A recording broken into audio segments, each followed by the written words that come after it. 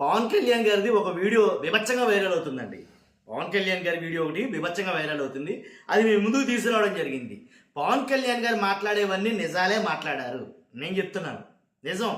మీరు ఒప్పుకున్నా ఒప్పుకోకపోయినా వైసీపీ వాళ్ళకి కొంచెం ఇబ్బంది కలిగినా వాస్తవం ఏంటంటే పవన్ కళ్యాణ్ గారు మాట్లాడింది వాస్తవమే. ఆయన ఏం మాట్లాడారో మీరు వింటారా? వినే ముందు నాది రిక్వెస్ట్ ఉందండి, జనాలు అందరికీ తెలియాలా. మీ బాధ్యతగా లైక్ చేయని చెప్తాను. లైక్ చేస్తే నాకు కూడా మోటివేషన్ ఉంటుంది, ఎక్కువ మందికి ఈ ఇన్ఫర్మేషన్ షేర్ అవుతుంది. కొత్తగా మన ఛానల్ చూస్తే పక్కాగా సబ్స్క్రైబ్ చేయండి. మీ అమూల్యమైన అభిప్రాయాన్ని కామెంట్ రూపంలో తెలియజేయండి. పవన్ కళ్యాణ్ గారు వాస్తవం మాట్లాడారు. పవన్ కళ్యాణ్ గారు మాట్లాడింది నిజం. ఏం మాట్లాడారు ఏంటి ఒకసారి నేను అది వినిపిస్తాను వినండి ఒకసారి. మీరు ఇదే చెప్తున్నాను ఇంకొకసారి. సామాజిక మాధ్యమాల్లో కానీ విదేశాల్లో కూర్చొని వాగే వాళ్ళతో సహా ఇక్కడ కూర్చొని భవిష్యత్తులో మేము వస్తాం, వచ్చి మేమేం చేస్తామంటే వచ్చినప్పుడే మీరేం పీకలేదు, ఏం మాట్లాడతారు? చూసారుగా జనాలు కూడా ఏంటంటే ఒకటండి, వచ్చినప్పుడే మీరేం పీకలా, అధికారంలో ఉన్నప్పుడే మీరు ఏం పీకలేకపోయారు. ఎప్పుడు జగన్మోహన్ రెడ్డి గారు ఏదైతే 2019 నుంచి 24 వరకు అధికారంలో ఉన్నారో ఆ అధికారంలో ఉన్న టైంలోనే మీరు ఏం పీకలేకపోయారు. ఇప్పుడు అధికారంలోకి వచ్చిన తర్వాత మేము అంతు చూస్తాం, అది చేస్తాం, ఇది చేస్తామంటే ఏం పీకుతారు మీరు అని డైరెక్ట్గా ఆయన మాట్లాడిన మాట అర్థమైందా? మళ్ళీ ఒక్కసారి వింటారు, అది ఒకసారి వినండి చెప్తాను. సామాజిక మాధ్యమాల్లో కానీ విదేశాల్లో కూర్చొని వాగే వాళ్ళతో సహా కొంతమంది ఇక్కడ కూర్చొని భవిష్యత్తులో మేము వస్తాం అధికారంలో ఏం చేస్తామంటే వచ్చినప్పుడు మీరేం పీకలేదు, ఏం మాట్లాడతారు? నిజంగా కూడా ఏం పీకలేదని చెప్తాను. నేను ఎందుకు పవన్ కళ్యాణ్ గారు నిజాలు మాట్లాడాడని అన్నానంటే, అయినా పవన్ కళ్యాణ్ గారు మాట్లాడింది వాస్తవం. నేను ఎందుకు అన్నానంటే, వాస్తవంగా కూడా జగన్మోహన్ రెడ్డి గారు ఆయన హయాంలో ఆయన టైంలో ఏంటి ఎలాంటి కేసులు ఎవరి మీద లేవు. ఇది నిజం. పవన్ కళ్యాణ్ గారు చెప్తున్నారు ఎలాంటి కేసులు ఎవరి మీద పెట్టలేదు. కాబట్టి అంతేకాదు ఇంకోటి ఏంటంటే సోషల్ మీడియా కేసులు కానీ, సోషల్ మీడియా యాక్టివిస్టుల మీద కేసులు కానీ, లేదా వైఎస్ జగన్ గారి కార్యకర్తలు కానీ, వాళ్ళ అభిమానులు కానీ వాళ్ళ మీద కేసులు కానీ, అలాగే లేదా అప్పుడు ప్రతిపక్షంలో ఉన్న వాళ్ళ మీద కానీ ఎలాంటి కేసులు అసలు లేవు, పెట్టలేదు. కాబట్టే అదే ధైర్యంగా మాట్లాడగలుగుతున్నారు ఆయన పవన్ కళ్యాణ్ గారు. ఏమని, మీరు అధికారంలో ఉన్నప్పుడే ఏం పీకలేకపోయారు, ఇప్పుడు ఏం పీకుతారని. ఏం పీకలేదన్నమాట వాస్తవమే. ఎందుకని ఆయన అంతా ఒక పందాలో పోయింది.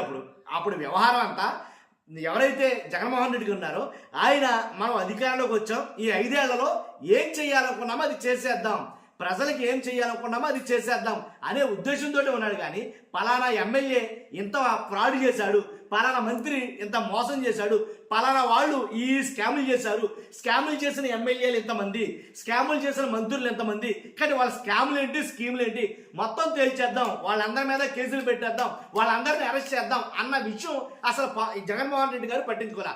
ఏం పీకలేదన్న మాటకే వాస్తవమే. కాబట్టి ఇప్పుడు జస్ట్ మాట్లాడితే చాలు, ఎవరి గురించి, కూటమి ప్రభుత్వం గురించి ఏదైనా ఒక మాట మాట్లాడితే చాలు, అసలు మీరు రాసుకోవచ్చు, ఎలాంటి డౌట్ లేదు, ఎత్తి లోపలేసేస్తారు, వేరే డౌటే లేదు. అలా లేదు జగన్మోహన్ రెడ్డి గారి హయాంలో. కాబట్టే పవన్ కళ్యాణ్ గారు అన్నది కూడా వాస్తవం. నేను అందుకు అంటున్నా, పవన్ కళ్యాణ్ గారు చెప్పింది నిజమే. కాబట్టి మళ్ళీ అధికారంలోకి వస్తే మీరేం చేస్తారు? ఆల్రెడీ అధికారంలో ఉన్నప్పుడు ఏం చేయలేకపోయారు అని అంటే కనుక, మళ్ళా అధికారంలోకి మేము వస్తే కనుక అని అంటే కనుక, మళ్ళీ అధికారంలోకి వచ్చినా జగన్మోహన్ రెడ్డి గారు ఏం చేస్తారంటే కనుక, వాళ్ళకి ఏం చేయాలి, వీళ్ళకి ఏం చేయాలి, పేదలకు ఏం చేయాలి, ఏంటి వాళ్ళకేం చేయాలి, ఇదే ఇదే ఇదే ఇదే ఇదే జరుగుతానే. కానీ నాకు తెలిసి మరలా రివెంజ్ కార్యక్రమం అంటూ ఏమీ ఉండదు. జగన్మోహన్ రెడ్డి గారు రివెంజ్ తీర్చుకునే పడమైతే కనుక ఈ అధికారంలో ఉన్న 5 ఏళ్లలో ఎవరి మీద రివెంజ్ తీర్చుకోలేదు అని అయితే చెప్పొచ్చు. కనీసం నేను కూడా చాలా వీడియోలు చేశాను జగన్మోహన్ రెడ్డి గారి మీద గతంలో, అప్పట్లో నేను. కానీ కనీసం ఎలాంటి ఇబ్బంది కలగలేదు. కానీ నేను చెప్పాను కదా, నా ఛానలే చాలా రోజులు వీడియోలు చేయకుండా మోతేసి కూర్చోవలసి వచ్చింది. కాబట్టి అన్న వాస్తవం, పవన్ కళ్యాణ్ గారు మాట్లాడే మాట అక్షర సత్యం.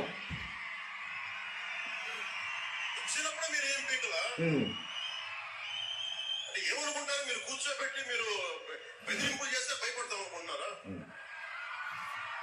అసలు ఆ బెదిరింపులు అనేవి, ఆ రివెంజ్ కార్యక్రమం అనేది అసలు ఉంటే కదా, ఉంటే అప్పుడే చూపించను కదా, ఏమి లేదు కదా, మరి ఇంకేది ఇంకా దానికి మేము ఒక్కరు చిన్నప్పటి నుంచి నుంచి కూర్చొని అమరజీవిని గుండెల్లో పెట్టుకున్నాడంటే వాడికి ఎంత పిచ్చి ఉంటుంది. అమరజీవిని పవన్ కళ్యాణ్ గారు గుండెల్లో పెట్టుకున్నారంట చిన్నప్పుడే. ఆల్రెడీ ఆయన గుండెల్లో ఇంతకు ముందు చాలా మంది వచ్చేళ్ళారు. ఎవరంటే ఎవరో ఆయన అది పెట్టుకుంటారు కదా, చాలా మంది ఆయన గుండెల్లోకి వచ్చేళ్ళారు. ఏ మ్యాట్నెస్ ఉంటే ఇలా వస్తాం మేము. ఏ అండదండ లేకుండా పార్టీ పెట్టి ఇక్కడ దాకా వచ్చామంటే ఎంత కమిట్మెంట్ ఉండాలి నీకు సమాజం మీద, దేశం మీద, రాష్ట్ర ఫస్ట్ చెగోవేరా కూడా ఆయన గుండెలో ఉండేవారు. ఇప్పుడు అమరజీవి పొట్టి శ్రీరాములు. ప్రజల మీద పద్ధతులు మార్చుకోండి. ఒక మాట అనాలంటే అలాంటి తప్పే లేదు.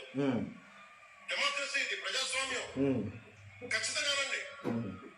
అనడానికి కొన్ని గీతలు ఉంటాయి.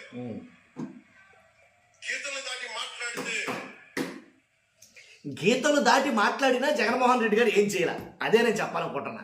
అప్పట్లో జగన్మోహన్ రెడ్డి గారి హయాంలో గీతలు దాటి ఎవరేం మాట్లాడినా, పవన్ కళ్యాణ్ గారు మాట్లాడినా, ఏం మాట్లాడినా, ఎమ్మెల్యేలు మాట్లాడినా, కార్యకర్తలు మాట్లాడినా, వాళ్ళ అభిమానులు మాట్లాడినా, ప్రతిపక్షంలో ఉన్న టీడీపీ కానీ, జనసేన కానీ, బీజేపీ కానీ, వాళ్ళ కార్యకర్తలు, అభిమానులు, నాయకులు ఎవరిన్ని మాట్లాడినా, గీతలు దాటి మాట్లాడినా జగన్మోహన్ రెడ్డి గారు పట్టించుకున్న పాపాన పోలేదు. ఆయన చేయాల్సింది ఏదో చేశాడు, ఆయన చేయాలనుకున్నది చేశాడు, అంతవరకే. కానీ ఎవరిని అరెస్ట్ చేద్దామా, ఎవరి మీద కేసులు పెడదామా ఏంటి అనే ఉద్దేశం అయితే కనుక అప్పట్లో జగన్మోహన్ రెడ్డి గారికి ఎంత ఎత్తునైతే లేదు. అదే నేను చెప్పాలనుకుంది. వాస్తవమేనా? కాబట్టి నిజంగా కూడా జగన్మోహన్ రెడ్డి గారు పవన్ కళ్యాణ్ గారు అన్న మాట వాస్తవం. ఎందుకంటారంటే పవన్ కళ్యాణ్ గారు అంటున్న మాటలు ఏంటి, అధికారంలో ఉన్నప్పుడు ఏం పీకలేదు. వాస్తవం ఇది, ఏం పీకల. అధికారంలో ఉన్నప్పుడు ఏం పీకలేదు, ఇప్పుడు ఏం పీకుతారు? మరలా మీరు అధికారంలోకి వస్తే మాత్రం ఏం పీకుతారంటే కనుక పీకరు, దాంట్లో డౌటే లేదు. ఎందుకంటే ఆల్రెడీ అప్పుడు ఏం చేయలే, అప్పుడు ఏం పీకలేకపోయారు, ఇప్పుడు కూడా ఏం పీకలేరు. ఎందుకని?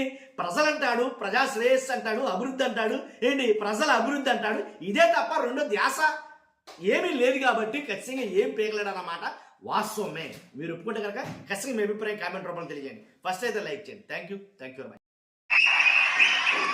మీరు ఇదే చెప్తున్నాను ఇంకొకసారి. సామాజిక మాధ్యమాల్లో కానీ విదేశాల్లో కూర్చొని వాగే వాళ్ళతో సహా ఇక్కడ కూర్చొని భవిష్యత్తులో మేము వస్తాం, వచ్చి మేమేం చేస్తామంటే వచ్చినప్పుడే మీరేం పీకలేదు, ఏం మాట్లాడతారు ఇప్పుడు? వచ్చినప్పుడే మీరు ఏం పీకలా అంటే ఏమనుకుంటారు? మీరు కూర్చోబెట్టి మీరు బెదిరింపులు చేస్తే భయపడతాం అనుకుంటున్నారా? దానికి మేము ఒక్కడు చిన్నప్పటి నుంచి కూర్చొని అమరజీవిని గుండెల్లో పెట్టుకున్నాడంటే వాడికి ఎంత పిచ్చి ఉంటుంది.